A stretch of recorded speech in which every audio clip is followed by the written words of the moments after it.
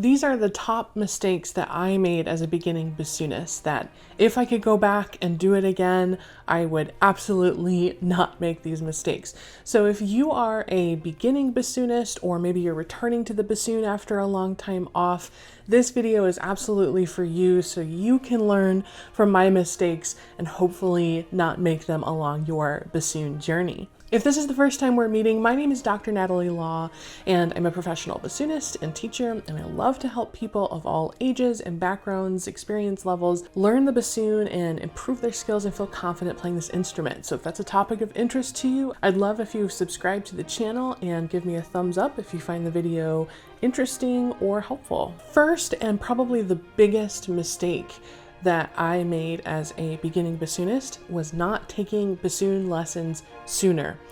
I started playing bassoon when I was in middle school, and I didn't take any private bassoon lessons until basically my senior year of high school, right before I went to college. And in my defense, I lived in an area where there weren't any private bassoon teachers, and at that time, online Zoom teaching wasn't really a thing.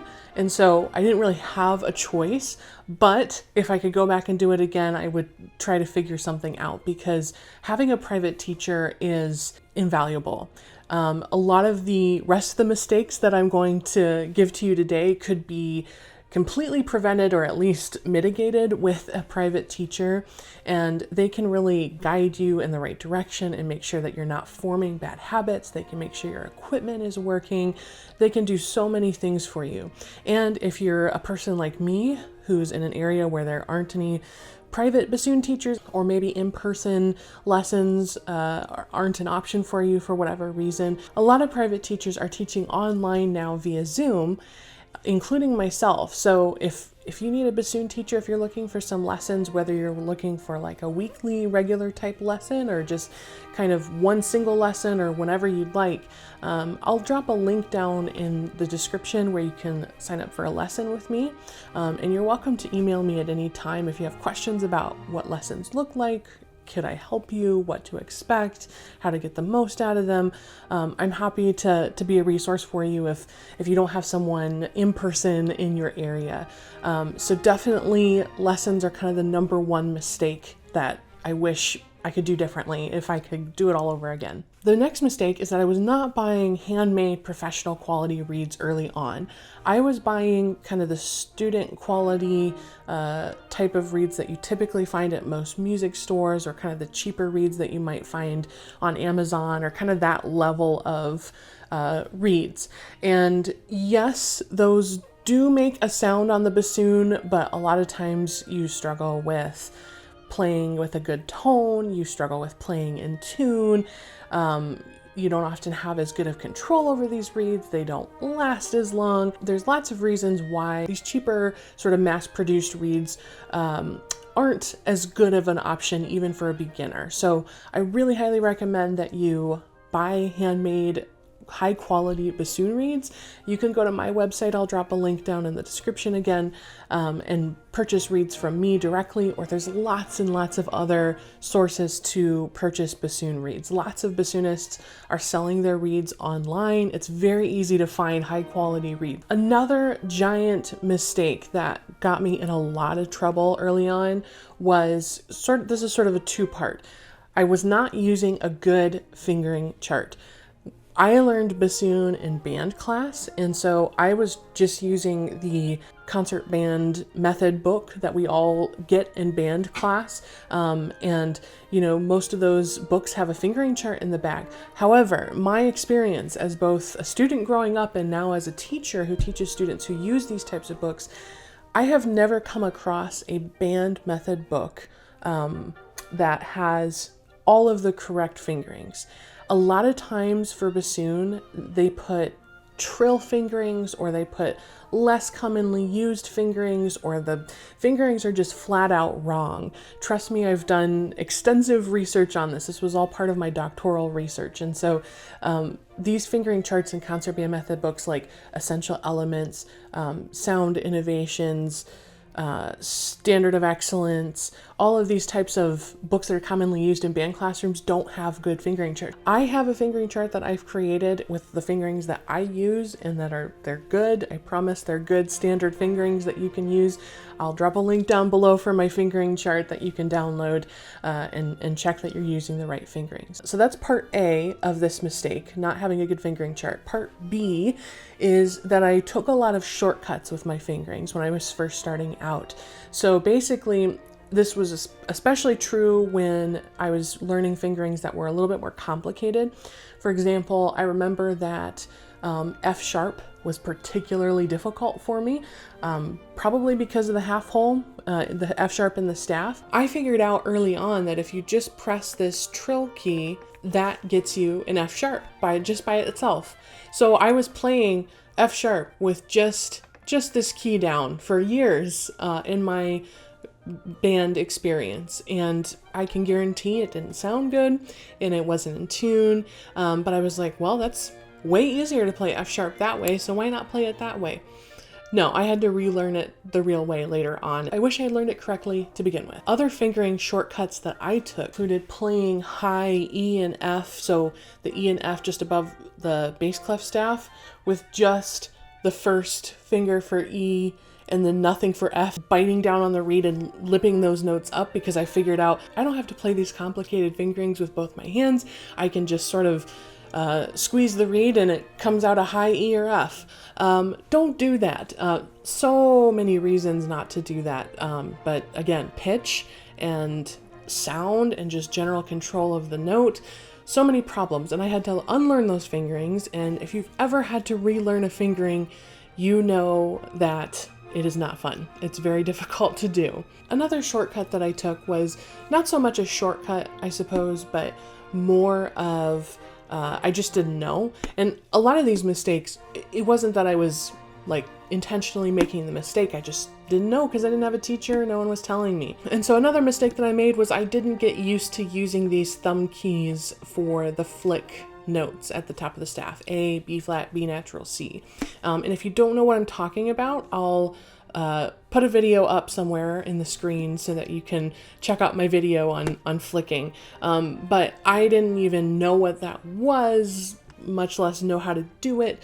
And so I was never moving my thumb from the whisper key. And so when I did have to learn those notes and move my thumb up, it was really difficult. My next mistake was that I was not working out of a bassoon method book. Now, I mentioned before I was working out of my band method book that everybody was working out of in band, and not only does that have an incorrect fingering chart, but there are a lot of difficulties when it comes to bassoon in these band books.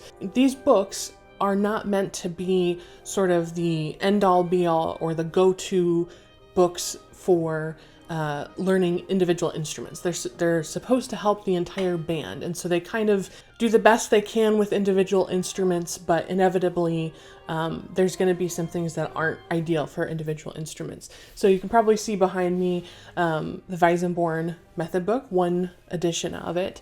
I would recommend to work out of the Weissenborn as quickly as possible. If you're a very new beginner to bassoon, the Weissenborn might be a little bit tricky to start out at, but if you've been playing for a little bit, or if you can read music pretty comfortably, the Weissenborn is a good place to go to. The Weissenborn is one of the most comprehensive methods for bassoon. It starts pretty early on in a bassoonist development, not from the beginning, but early on, and it goes all the way through very, very advanced playing. So once you buy that book, you're making a really good investment. You know you'll be able to use it for a long time. And that's another thing that if you're working with a teacher, they can sort of point you in the direction of where to go. Maybe the Weissenborn is the best for you. Maybe there's another method book that works best for you in your situation, or maybe there's a combination of things. So work out of books that are meant for bassoonists, because those are often written by bassoonists, and usually they have correct fingering charts and they have correct information and resources in them. That's just a good place to start when you're first learning. So a couple other mistakes that I made as a beginner, and again, these are not ones that I made knowingly, I just didn't know. My embouchure was really tight and really sort of spread across, and that's no good for bassoon. You need to have sort of a whistle face embouchure and bring your corners in. Thinking about a drawstring bag as a way to shape your lips. If you're wondering if you're using the right bassoon embouchure, I'll put a video up where I teach my basic process for teaching bassoon embouchure, and hopefully that can send you on the right path. But embouchure, I have found in my own playing and in my students' playing, is one of the most common bad habits that students form. I find even with students that I start from the very beginning, we're constantly talking about embouchure because it's so easy to want to bite down and to pinch and to just not have a very good rounded embouchure. So that should always be something that you're focused on in the beginning, is making sure that is your embouchure really where it's supposed to be? Use a mirror or take a video of yourself to really watch what's happening with your mouth. Another sort of basic fundamental idea related to that was I wasn't breathing properly. I kind of played bassoon breathing the way that I normally breathe. I didn't realize that as a wind instrument that we need to breathe a lot deeper in our lungs. One way to make sure that you're breathing correctly and deeply enough is to put your hand in front of your mouth like this and breathe in a who shape. And you should feel your lungs really expand in your belly. And that's the type of air that you want to be using all the time when you're playing. It doesn't matter what type of playing, really doesn't matter what type of wind instrument. That's kind of a universal thing. I definitely was not doing that early on, and it took me many years to kind of figure out what type of breathing you need to use to play bassoon. Another big mistake that I made was not maintaining my bassoon properly. I think that I was swabbing early on, but I know that I wasn't doing it correctly because I didn't have a bassoon teacher showing me. If you're learning bassoon in a band class, your band teacher might know a little bit about bassoon because maybe they took, if they were lucky, maybe half a semester of bassoon class in college. But a lot of times they don't know all the ins and outs and the intricacies of every instrument because they have to manage so many students and so many different things. And so band teachers don't always know the right way to teach you if you're learning in a band class. When you're swabbing the bassoon, you always want to swab the wing joint, and then you want to swab the boot joint. And the reason for that is because when you blow into the bassoon through the bocal and it goes, the air travels down the wing joint, and then it goes down to the boot joint and then up around. That's how the tubing works on the bassoon. The condensation builds up where your air is moving through first. And because condensation doesn't typically travel upwards, you don't necessarily need to swab the long joint of the bassoon. So again, just the wing joint and the boot joint. And you don't ever want to take any shortcuts. Every single time after you get done playing bassoon, you should be swabbing both of those joints. Even if you only played for a few minutes, even if you're in a hurry, you should do it, because swabbing removes the excess water from your instrument and it maintains it properly, because if the moisture is left in the instrument, it can get into the key pads, and you might have to replace the padding on the keys sooner than you would have to otherwise if there's a lot of moisture sticking around. If you're playing on a wooden instrument and that water sort of pools in the bottom of the boot joint, that can cause wood rot. That happened to me one time because I just wasn't swabbing properly, and I had to pay a lot of money to have my bassoon fixed, and I learned the hard way that if swabbing doesn't happen, or it doesn't happen correctly or with the right type of swab, that you're gonna have those problems and they're going to bite you later. So if you are younger, if you're in like middle school or high school band and you feel like you don't have enough time to pack up your bassoon before you leave to be able to swab it, because often when I work with students in schools, they say, I don't have enough time to swab it. I have to just put it in my case and go, so I'm not late to my next class. Talk to your band director and ask if you can be released a minute or two before everybody else, because you have a lot of extra parts to put away compared to your other instrument colleagues. So ask that, and if they say no, show them this video and tell them I'm a real bassoonist and saying that, yes, it takes longer than other instruments to put this instrument away. So make sure you're making that time. Now that's regular, everyday maintenance, swabbing. Big deal. Another type of maintenance that I didn't learn about until it kind of became an issue was cleaning out your bocal. There are bocal swabs that help to remove moisture from the bocal. I have never found those to be particularly effective. I just blow out my bocal when I'm done playing. But there are bocal brushes with a long stem on them, and they look kind of similar to the brushes that they use for trumpets. Like when they're cleaning out a trumpet, they'll push this brush through. I don't think it's the exact same thing, so if you buy one, make sure that it is a bassoon bocal brush. I'll see if I can find a link for one and throw it down in the description so you can see what I'm talking about. But you want to push that gently through the bocal as you're maybe running some warm water through it. And if you've never done that before, or you're playing a school instrument, you will likely have some gunk that comes out, some gross stuff. And so that needs to come out of your bocal. And you should notice, if you notice things coming out of your bocal, you will notice a difference in the playing because it'll feel a little bit more free blowing. Certain notes might be more in tune, etc. So clean your bocal. I'd say at least once every few months is about the right timeline to clean it out with the bocal brush. So the final mistake that I want to mention is more of a mental, emotional one. I remember getting really discouraged when I was first starting out, and even later on too, that, when things weren't going the way that I wanted to, I just wanted to be able to play certain things. I wanted to be able to have control over the instrument, and it just wasn't happening, especially on the timeline that I wanted it to happen. And I would get really down on myself and discouraged. And I just want to encourage you to be as patient with yourself as possible, because there are going to be times where you're frustrated and you don't know how to fix something and you don't know the path forward. And that also relates to studying with a teacher, because they can kind of guide you on that path and they can say, oh, you're doing this incorrectly. And then you had no idea, and then you just fix it and move on. Even when you are studying with a teacher, you can get frustrated because you're not quite grasping certain things, and that's okay. I just want to encourage you to approach your bassoon playing with an open, curious, gentle mindset, and just try to enjoy the journey of learning bassoon, as well as the milestones that you make along the way. I remember the very first concert that I played on bassoon, and things had generally been going well on the instrument. I had learned it and it was fine.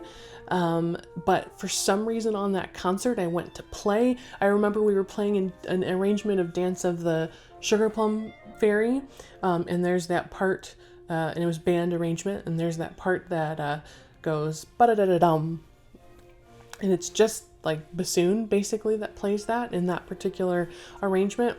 I couldn't play it at all, and I was crying, and my band director was wondering what was wrong with me, and I still to this day don't know why I couldn't make a sound on my instrument. I have no clue what happened, but it was devastating. You're undoubtedly going to have experiences like that, and you just kind of gotta keep moving on, keep being resilient, know that things are going to get better. So I have definitely made many more mistakes than what I've mentioned in this video, but those were the ones that came to mind that, if I could go back and do it all over again, I would try to avoid those things, because those were big points where I felt like I had a big obstacle in my playing and I had to relearn something, or it took time to figure it out.